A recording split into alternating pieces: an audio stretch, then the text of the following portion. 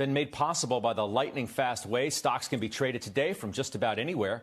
Our next guest is considered a pioneer in the electronic trading space. Kyle Zasky co-founded Edge Trade. He sold it to Knight in 2008, now a partner at the investment firm Senna Hill. Welcome. It's good to see you again.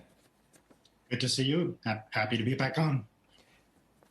Yeah, you know, you 20 years ago when we first met were at that time really shaking up the landscape for the retail investor then.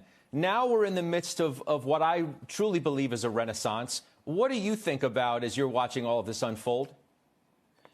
Yeah, look, it's exciting to watch. I know there's a lot of vested interest here and a lot of hyperbole, and I think the net opinion that I have is, number one, it's very good for more participants to be in the market than less. I think sort of like the on-ramp to participation and sort of all the talk about RobinHood in particular and whether that's good or bad. I think what may be lost in the conversation, and this is where my work at Senna Hill is a lot more relevant, is there's been enormous progress the last 5, 6, 7 years in terms of engaging with retail investors through financial technology. There are a lot of apps, savings apps, investing apps out there that are not specifically about encouraging day trading, if you will. I know that's sort of my pedigree and my past from the 90s. But when I think about the companies that are out there right now, you could be 18, 19, 20 years old. You could start investing with $5 or $10 or $20 through companies like Stash Invest and Acorns, companies that really try to encourage disciplined, regular investing and dollar cost averaging and investing in themes and ETFs that are important to you. And that kind of inclusion is extremely important for capitalism. And when I think about this, and I'll pause in a second so I don't just keep talking in a run-on sentence here, I think what's most important, you know, this kind of topic of sort of the wealth inequality in this country and the impact that it has on our country and on the world. One practical way to help tackle that is to have more inclusion in financial markets. Let's make our society an ownership society rather than just, you know, the 1% or 5% being engaged in markets. So I think, you know, that kind of forest from the trees kind of gets lost when we think about what's happened in the last week with the short squeeze, but there's so much good stuff happening, and I think it gets lost in the conversation.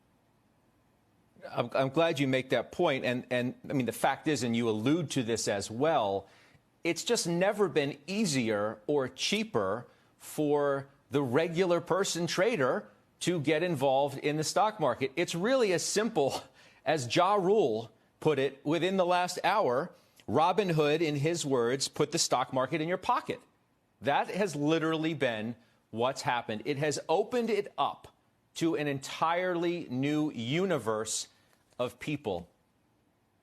That's correct. But I think we do need to parse, because I know there's a lot of conversation about, should we be doing more to protect these individuals from themselves? Should we stop them from trading?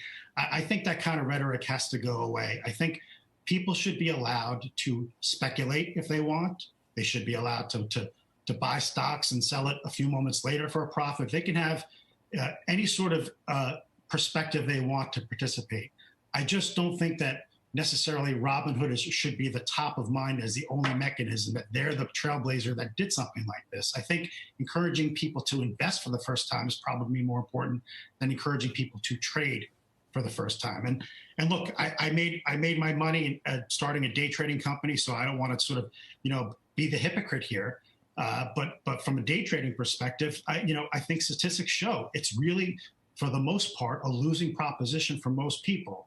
And I think the conversation should really evolve more to, how do you create better habits for participating in the markets?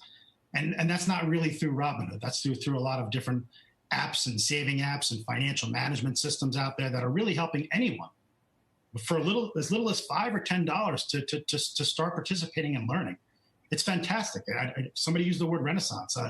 It's been happening for probably like the last 7 or 8 years, and we've had tens of millions of new accounts at these kind of companies. It's fantastic. Yep. Yeah, here. Steve Weiss and Kevin O'Leary would like to ask you a question. Kyle, Steve, why don't you go first, and then Mr. Wonderful, you can follow Steve, please. Yeah, Kyle, I agree with basically everything you said, but here's the question.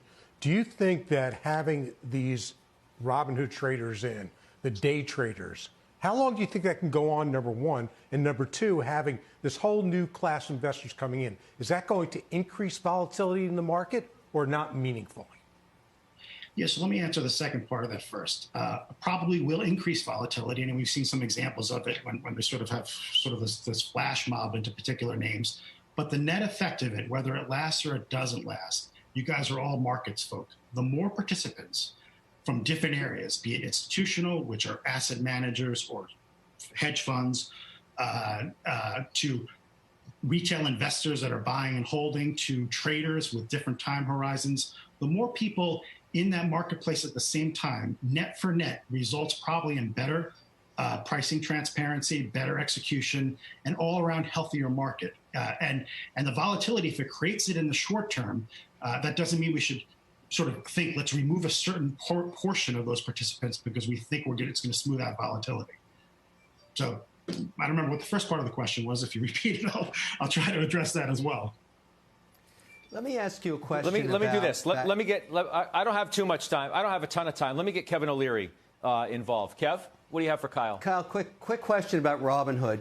We know that Schwab changed the whole model when they went to zero commissions, but they have lots of other products to sell you, from money markets to mutual funds. You don't have that over at Robinhood.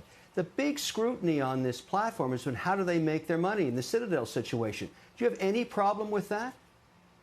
Yeah, actually, it's almost like a layup for me, Kevin. I mean, look, I spent the better part of the 90s focusing on best execution, agency-only trading. Payment for order flow was something that was sinister in my mind. And I always told people who wanted to trade semi-professionally or professionally should have direct market access. So I was kind of like the anti-payment for order flow. But over the decades, and we're talking now about, not a handful of traders doing professionally, but for millions of people who use Robinhood, and then Robinhood makes that money by sending it to a market maker, and which results in a sort of a free commission, which is a marketing tool, and they make their money behind the scenes. I think there's a place for those electronic market makers that actually enable not necessarily just Robinhood, but all those broker dealers that cater to retail to actually have, be able to help somebody buy 50 shares or a fraction of a stock. So it's not about payment for order flow versus direct market access.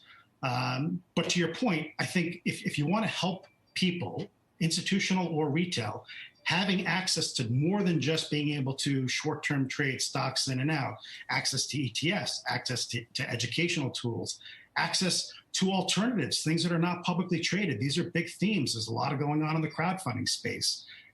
Why should only accredited investors be able to invest in startups? There's regulation coming down the pike related to that. So I think, from a justice perspective and an access perspective, maybe to kind of reduce some of the anger and finger pointing that you hear on Twitter about, take down the big guy, is people should have access to different financial products through different service providers. And I think we're going in the right direction. That's kind of my point, not pointing a finger and saying, why don't people have access? We are going in the right direction. And the way to kind of counter the rhetoric going on is not to put ourselves on the back feet. I'm part of the establishment now, funny enough. I used to be a rebel. I think we're doing great things. And that should be the voice to maybe educate some of the younger audiences who didn't live through that. They've kind of just woke up 5 years ago, used to buying and selling on their phone. And I think that's the way it is. And nobody's ever done anything to help them. But the truth is the markets, venture capital, even traditional established players, I think we're doing a really, really good job, and it's getting lost, and we're kind of being attacked right now. We'll call you a rebel with a cause. I love this conversation. I feel like we're all smarter from listening to you speak about the markets from somebody who knows them. It's so relevant to what we're witnessing now. It really is good to see you again. We'll do this again. Kyle Zasky, thanks so much. Appreciate it. Thanks, guys.